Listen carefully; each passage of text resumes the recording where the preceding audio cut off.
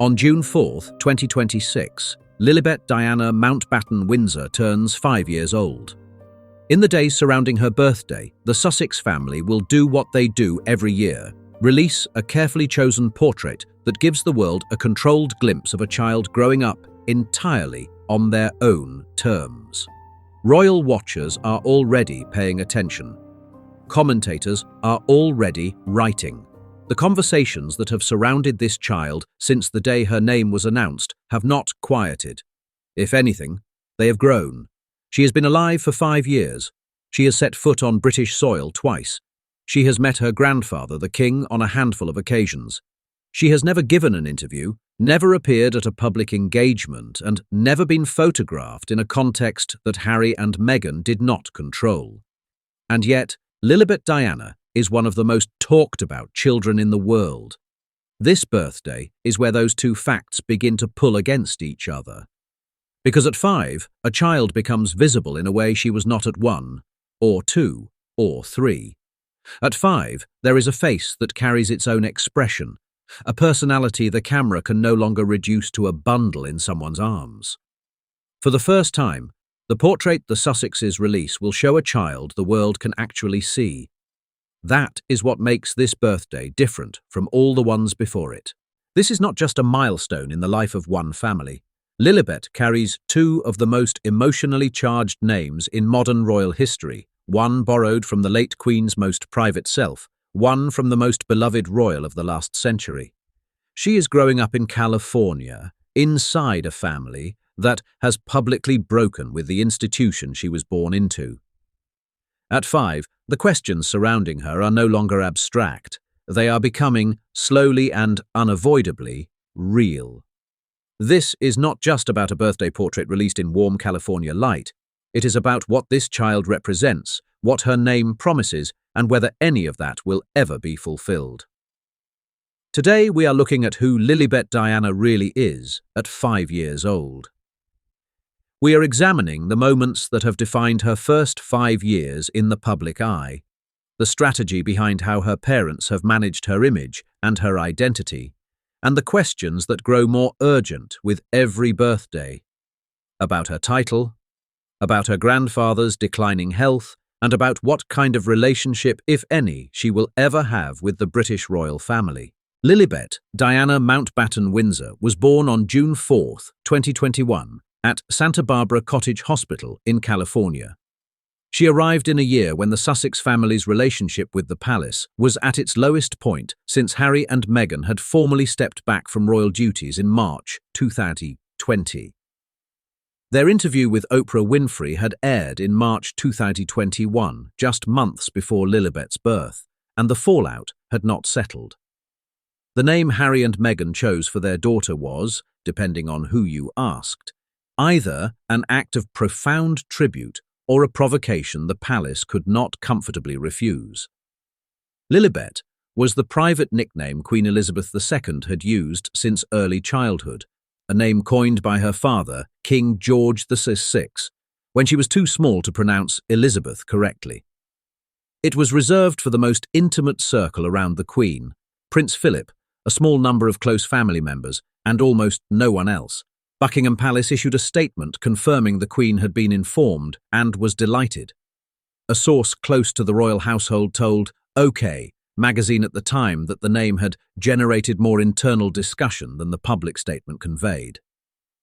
Royal commentator Richard Fitzwilliams, speaking to the Daily Mail shortly after the announcement, described the choice as a gesture that makes a simple refusal of warmth impossible, and observed that whatever Harry's intention, the effect was to force the institution he had just publicly criticised into a required public expression of joy.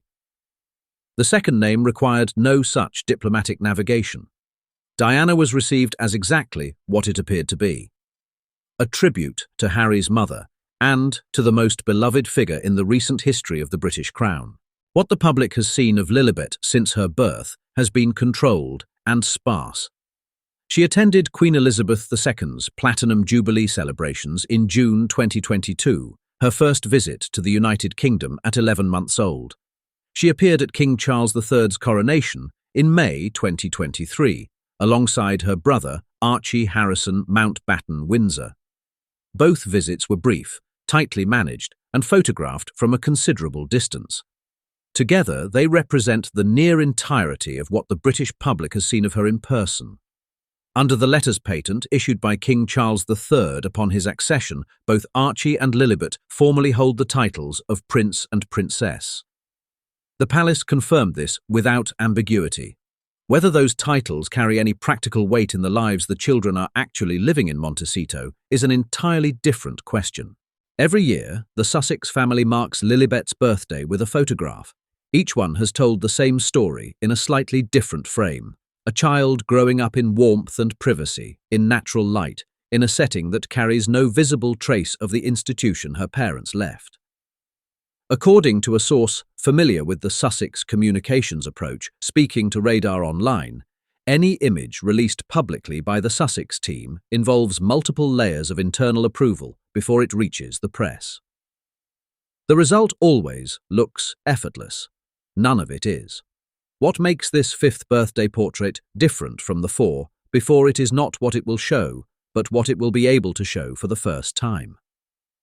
Royal commentators have noted that photographs of Lilibet at the Jubilee and the Coronation already captured a striking resemblance to Queen Elizabeth II as a young child.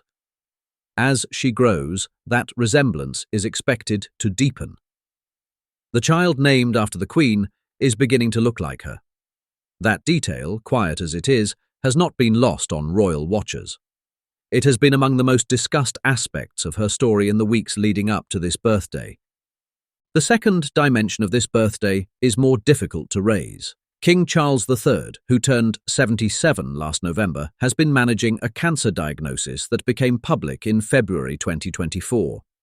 His medical team has issued cautiously optimistic updates, but sources close to the King's household told Hello Magazine earlier this year that his energy and capacity for extended travel remain significantly reduced from what they were before his diagnosis. Royal commentator Robert Jobson, writing for the Daily Mail, observed earlier this year that time has entered the Sussex family story in a way that cannot be ignored. Prince George, Princess Charlotte, and Prince Louis have had continuous and regular access to their grandfather throughout his illness. Archie and Lilibet have not. An insider close to Charles told Closer Weekly that the King holds on to the hope of being a real presence in his younger grandchildren's lives, but acknowledged the gap between Montecito and London is not only a matter of geography, it is also increasingly a matter of years. The third element of this story concerns the impressions currently being formed in the children themselves. Archie is 7, Lilibet turns 5. At this age, identity is being set. The places that feel like home, the people who feel like family, the associations that will remain for the rest of a life. A source close to the Sussex household, speaking to People magazine last year, described Harry as someone who speaks to both children about their heritage and where they come from. But no one close to the family has indicated that any formal return to British royal life is part of the plan for either parent or either child. There is a particular kind of weight that comes with carrying the name of someone who died before you were old enough to know them. Lilibet met Queen Elizabeth II once at the Platinum Jubilee in June 2022, when she was 11 months old. 3 months later, the Queen died in September 2022. Whatever relationship might have developed between a great-grandmother and the child who carried her most private name will not now happen. Prince Harry has spoken, across his memoir and multiple public interviews, about why the name mattered to him. He described the late Queen as one of the fixed points of kindness in a period of his life shaped by rupture. She was, in his account, someone who never stopped being warm to him, even when the institution around her had not. Naming his daughter after her was, he has said, a simple act of love. Nothing in the politics of it was simple. The second name tells a different story. Diana did not live to meet Archie or Lilibet. She died in August 1997, 4 years before Harry even met Meghan. Lilibet Diana carries 2 absences in her name, one from her father's family and one from his mother's memory. She is just now old enough to begin asking what those names mean. She will spend a lifetime finding out. Lilibet Diana, Mountbatten Windsor, turns 5 in a world that has been watching her since before she was born. The conversations about her name, her title, her distance from the United Kingdom, and the increasingly urgent question of her grandfather's health will not be resolved by a birthday portrait released in California sunshine. They will continue, as they always have, across an ocean that has come to define her family's story. What this birthday marks, quietly and without ceremony, is the beginning of a new phase. She is no longer a bundle carried through a Jubilee crowd or a toddler at a coronation. She is a child with a face that now carries her own expression and her own emerging self. The institution she was named into has no claim on who she becomes. Neither does the story that was written about her before she could speak. That is the most complicated gift of turning 5 in the House of Sussex.